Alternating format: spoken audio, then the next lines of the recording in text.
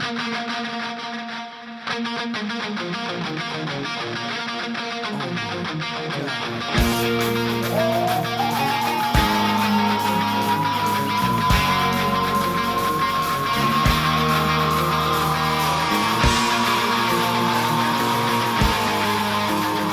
to This Week in College Football. This week, we've got a lot of stuff to talk about, but we're going to start talking.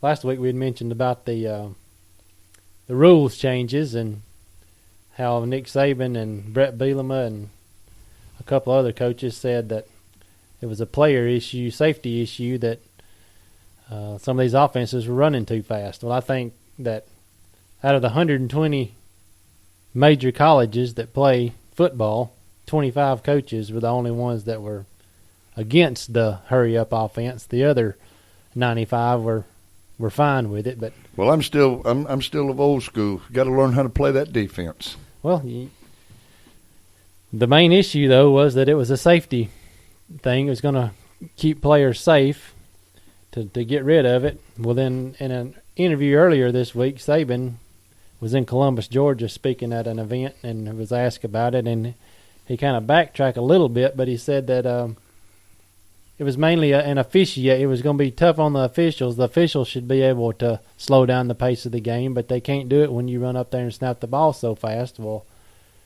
in the national championship game, Auburn did it 6 times. They snapped the ball in less than 10 seconds. Against Alabama, they did it 3 times. So I don't think that's really that's irrelevant, yes. It's irrelevant. Well, then today I read an article. Now, this is a player safety thing. Yeah, you want to talk about player safety, Saban, and then you're going to say that you think that they need to add another SEC game to all the SEC schools? Not a chance. That's not player safety. You want to talk about player safety? You going to add another elite team to your schedule? Yes, they should play one more of the toughest conferences in the nation. Let's play one more game with them, you know. Yeah, I don't understand that logic. That kind of throws the player safety thing out of the gate. Well, I had a friend of mine tell me the other day, we were talking, and he says, why don't y'all play South Carolina, Tennessee, Georgia, and Florida more than you do? And I said, well, you know, you have 14 teams in the SEC. You can't play everybody, and they set these things up as it's a rotating thing. Of course, I like playing all the teams, but you can't play 13 SEC teams every year. No. I mean, that's player safety. Yeah. It'd probably be a good idea for Saban just to go on back home and get his recruits ready. I mean, some of these rules, the 10-second rule. Now, the targeting rule, yes, I'm sure everybody agrees with that. That should be changed. Yes. But I'm not sold on that 10-second rule, and I'm surely not sold on adding one more SEC team to the schedule. I mean, good gracious alive. I mean, we got 8 right now. Yeah. I mean, get by those 8. Pray tell your players are still well. Well, you know, Brett Bielema from Arkansas was one of him and Saban were the 2 biggest critics of that. Well, they open up with Auburn. Arkansas does. Oh, they'll love that. That's going to be he better start practicing right now. Right now. They need to start running right now. Right now. They vote on that March the 6th. And, tomorrow. Yeah. They vote on it tomorrow. Yeah. And it'd be interesting to see if it passes or not. I personally don't think it will. But I don't think it will. If it does pass, what does that say to the rest of the country? I mean, you have Nick Saban, who's really the only one against it. Well, it almost looks like they'd be, pacifying him. And I don't look for that to happen, though, because I think a lot of people around the nation don't like him because he is so outspoken. And I love it. I love it. I mean, I'm a big Alabama fan. I think the more controversy he causes, the better it is. Oh, I like Nick Saban. I'm an Auburn fan. I like Nick Saban. Well, I mean, I think his process to get these boys ready on and off the field, and I think that's great. I mean, Gus Malzahn's got the same idea. A lot of coaches now have that same idea that if you don't follow the process, you get in trouble, you're gone. Mm-hmm. No player is that exceptional. And if you don't follow the process, I mean, take Jimmy Johns, he had great potential, but he just stayed in trouble. You got to let those people out of your system. Yeah. They're like a cancer. I mean, Michael Dyer, another one, great ball player, probably be running, in the pros now if he'd have done the right thing. But they don't want troublemakers either. And I think he wound up at Michael Dyer. I think he wound up at Louisville this year. Yeah. But I think he played like 3 downs was all that he played this year. Well, he's probably in trouble. Probably so. Yeah. You know, we've talked a lot about Saban and how good of a coach he is, and I do think he'll go down as one of the best coaches in the history of college football. I believe so too. But there are several coaches in the SEC though that, you know, how will their legacy be when they're like? Just take Steve Spurrier. I think he's one of the best coaches. I do too. Coached. Always will. When he got to Duke, his first coaching job, Duke, they were nothing, and they won the ACC championship. Exactly. Well, then he gets to Florida. Nobody ever heard of Florida either, and he gets to Florida, and they win. Was it 2 national championships? 2 national championships. And then he gets to South Carolina, and the best thing that came out of South Carolina before he got there was the mullet that Steve Tannehill had, I guess. But look at what he's done at South Carolina. And they can't, you know, they have trouble getting ball players. You know, Yeah. they're a baseball and a basketball school technically, and they've got a great baseball program. Mm-hmm. And their basketball team's always a good basketball team. But to turn that football program around like he has in the middle of that recruiting war they've got going on up there, that's something to say for him. What do you think he might need to do to solidify his legacy in coaching, win another national championship, or maybe just win an SEC championship at South Carolina? Mm-hmm. I like the guy. I like him and Will Muschamp with their sideline antics. I love it. Well, Steve Spurrier throwing that hat down, I've loved that forever. And I was a big fan of his when he played at Florida. I mean, you couldn't help it. I mean, quarterback, he kicked extra points. I mean, Heisman Trophy winner. That's the only thing Florida had going for them for the longest until he came to coach for them. Yeah. And Mark Richt is another one, a good Christian man. Has his boys doing the right thing. And, you know, he's got a great program, but he always manages to lose that one game that they need to win to get them over that hump. Uh-huh. And, well, last year it was 2 years ago it was the Alabama game. The SEC I mean, they were just a few seconds away from going to the national championship, and they would have beat Notre Dame. I mean, it wouldn't have mattered what team from the SEC went. They would have beat Notre Dame while they were looking for that boy's girlfriend. Yeah. Manti Te'o's girlfriend. But Mark Richt he's a class act, and the players love him. Yes, the boosters love him. Yes, but I think they're getting, like you said, they need that one big win to solidify his. And I know last year they had some ball players get hurt that cost them. Yeah. But I also read where some boosters weren't happy because with the kind of recruiting classes he's had, you have to expect those new boys to step in and fill the place. So when you lose some ball players, you can't blame it on ball players being hurt nowadays when Georgia's in the top 5 and the top 10 almost every year in recruiting. And Mark Richt's got to get those boys ready to play. Yeah.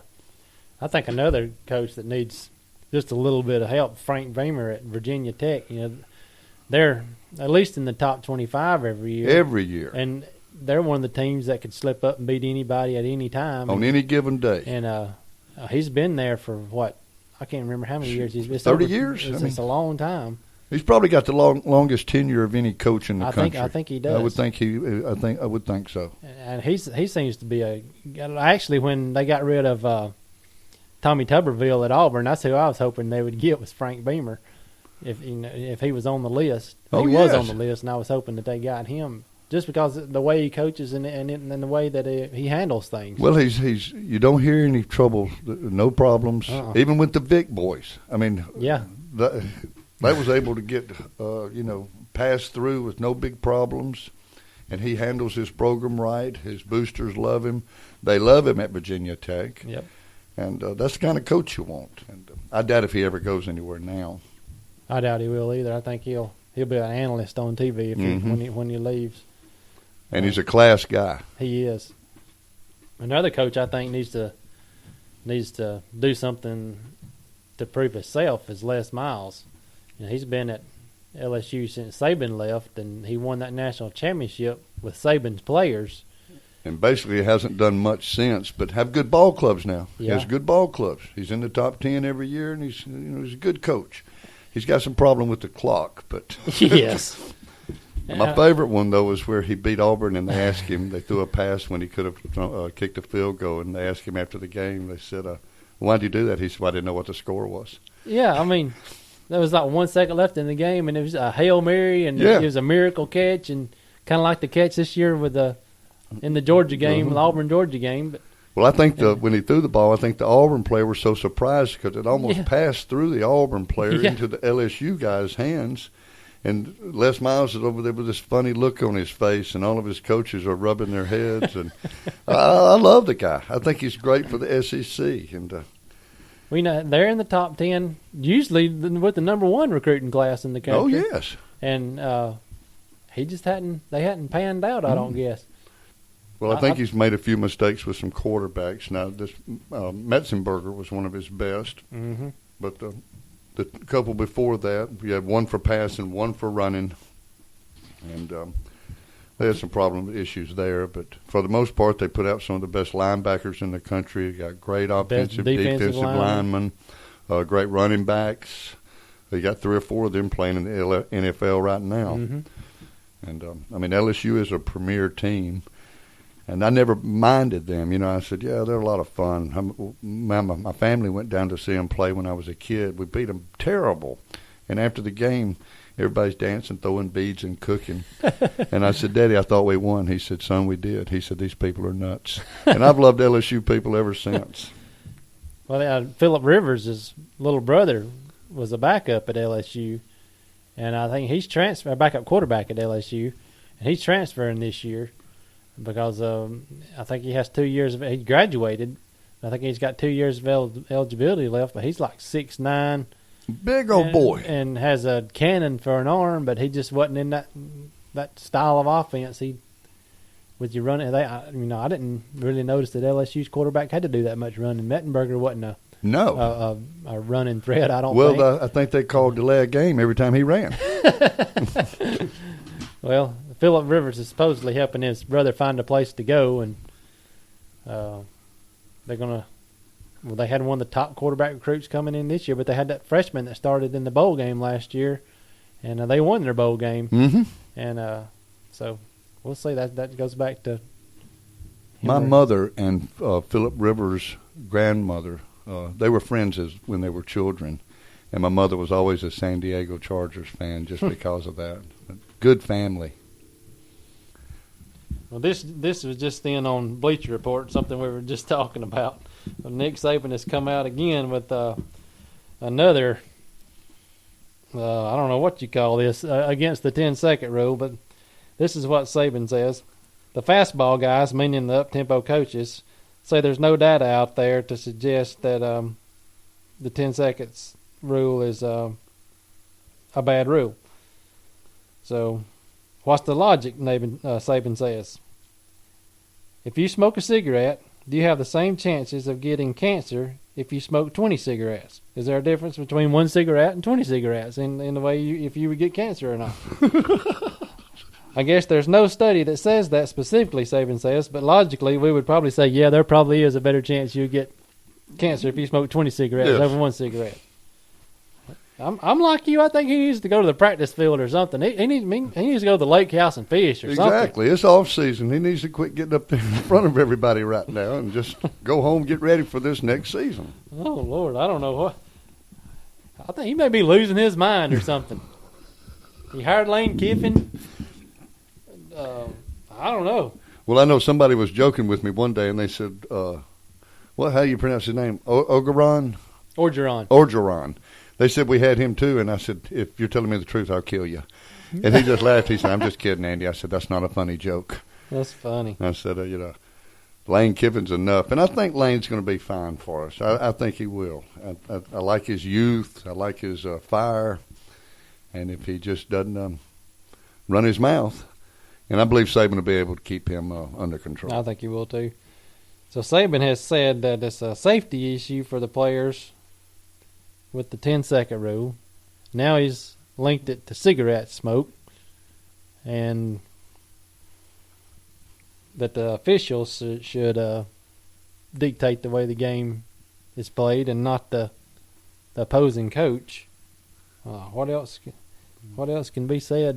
What he's going to say later today? I mean, it's just 10 o'clock in the morning right now. He's got all day long. He's got all day long to come up with something else. And Brett Bielema said, linked it to the player death. Did you see that, where he was talking about? I don't remember a player dying from the 10-second.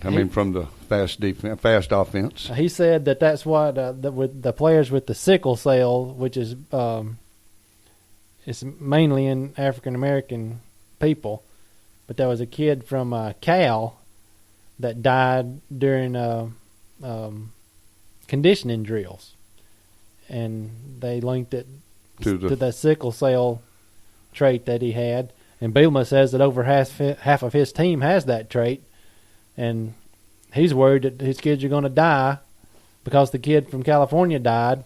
Well, Cal's coach came back on there and blasted Bielema about that, saying, that has nothing to do with this 10-second rule. That was a totally different condition, and you need to do some more research on it before you go back and say anything like that again. And so it really had nothing to do with the fast-paced offense.